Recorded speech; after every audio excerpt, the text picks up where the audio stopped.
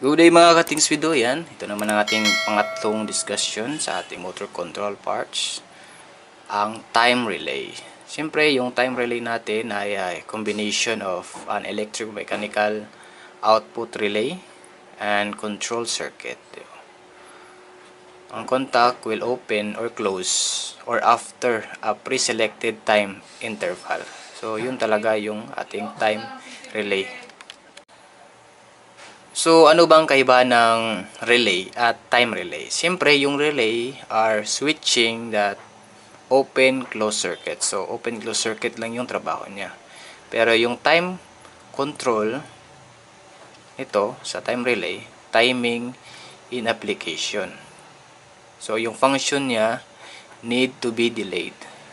Siyempre, yun ang purpose or kaibahan ng ating relay at time relay.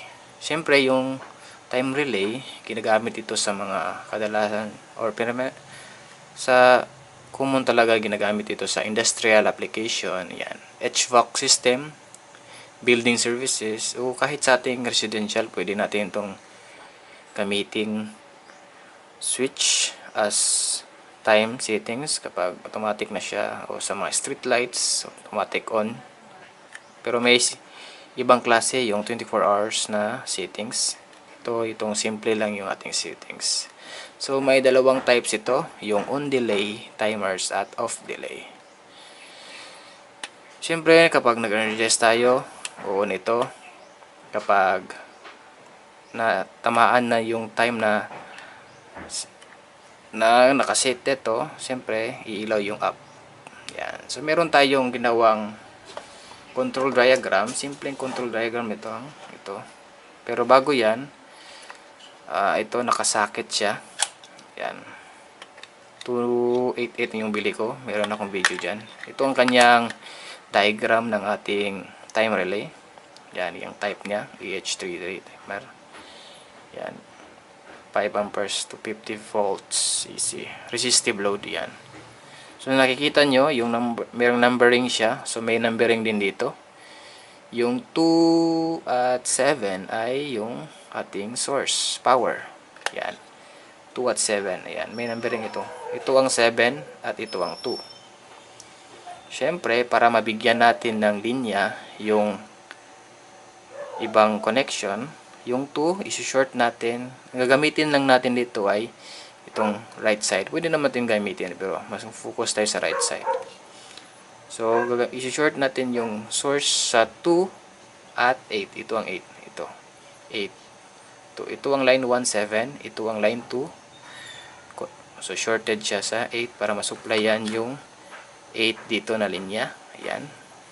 Para sa normally open number 6 at normally closed number 5. So, ayan. Nandito ang 6 at 5. So, makikita natin yan sa ating diagram bago natin i-connect ito. Diyan muna tayo. Yan. Ito ang ating diagram. So, siyempre nakakonect yung line 1 sa 7. Lahat ng ilaw ay may linyang line 1. Same din sa isang ilaw, isang switch. Same lang. Ang kaibahan lang ay timer siya. Siyempre, yung next, ang kanyang separate na ilaw dito ang linya para sa normally open, hindi ito umiilaw.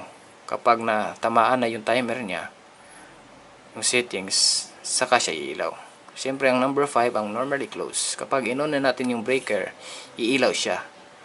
Kapag natamaan yung time niya, siyempre, mag-off siya. So, isisahin muna natin ito at saka i-combine natin. So, yan.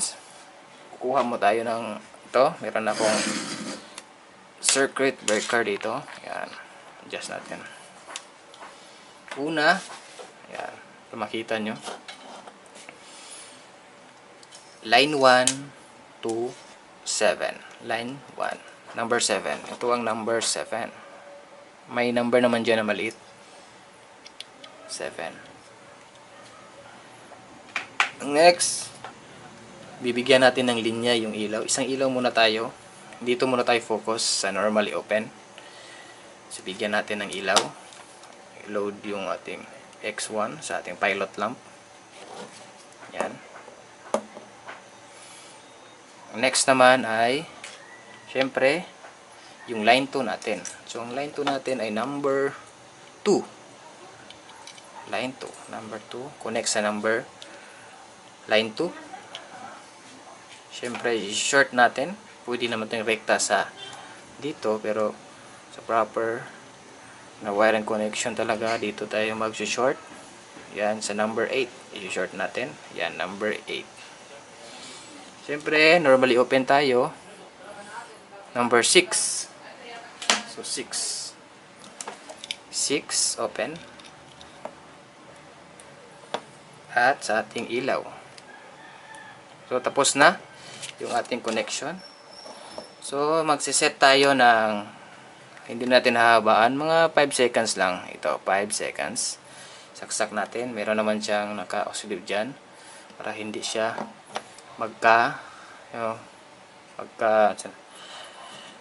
yung tamang saksak niya sa ating socket. Yan. Yun natin. So, iilaw siya ng 5 seconds. Countdown siya. Ayan. Umilaw yung ating supply. 5 seconds.